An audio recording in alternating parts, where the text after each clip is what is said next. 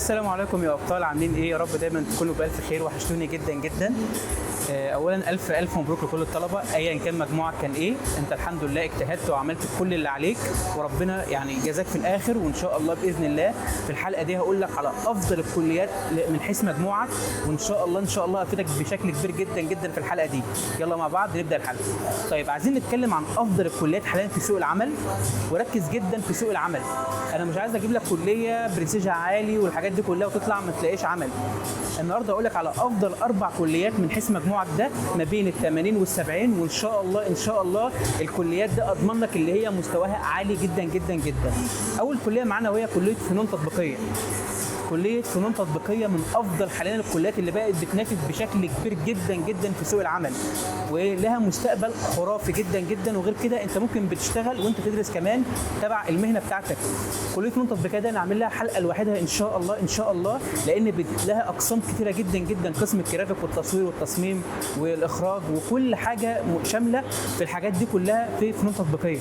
فان شاء الله باذن الله هقول لك على افضل الاقسام في فنون تطبيقيه لما نجي لها ان شاء الله. لما نيجي لحلقتها باذن الله هقول لك على افضل اقسام فيها، ولكن مجموعك بين ال80 كده وال70، فارشح لك الكليه ديت بقوه جدا جدا جدا. ثاني كليه معانا وهي من كليات القمه بالنسبه لي، وهي افضل كليه حاليا بتنافس في سوق العمل بشكل كبير جدا جدا، وهي كليه فنون جميله. كليه فنون جميله برضو فيها اقسام مهمه جدا جدا يا جماعه. والله الكليه دي كليه عظمه من الاخر كده. الكليه دي انت هتخشها هتشتغل على طول وش كده. فيها اقسام كتيره جدا جدا، وفيها قسم العماره اللي هو مطور بشكل كبير جدا عن كليه هندسه. يعني قسم عماره مع احترامي كليه هندسه في فنون جميله متطور بشكل كبير جدا جدا، لانك انت تدرس بقى الالوان وتدرس كل حاجه شامله للقسم ده. وان شاء الله لما نيجي لحلقتها باذن الله هقول لك على افضل اقسام في كليه فنون جميله باذن الله. الكليه معانا وهي كليه سياسه واقتصاد. كليه سياسه واقتصاد يا جماعه، الكليه ديت حاليا بجد من افضل الكليات، وهي اصلا في افضل الكليات بشكل عام اصلا من كليات القمه، ولكن بدات مجموعها يقل شويه مقارنه بالكليات الثانيه. ولكن كليه الاقتصاد لها مهن عمل كتيره جدا غير السفاره والحاجات اللي انت بتفكرها في دماغك دي. ولكن ان شاء الله باذن الله الكليه ديت بضمن لك بنسبه عمل كبيره جدا جدا. طب انا اخشها بس اقسامها ايه؟ او ان انا عارف ان هي الناس السفاره والحاجات دي كلها.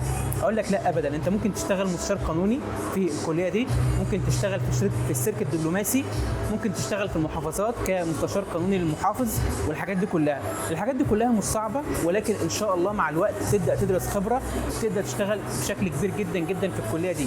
فالكليه دي من افضل الكليات حاليا اللي بتنافس في سوق العمل. الكليه معانا وهي كليه تربيه عام. مهما كان تقول لي بقى ده المدرسين والدكاتره بداوا يدوا دروس والكلام ده كله، هقول لك مع احترامي لهم كلهم، لو انت سافرت بره في الخليج، الكويت، السعوديه، الناس دي لا يعترف بهم ابدا. انت شهادتك ايه؟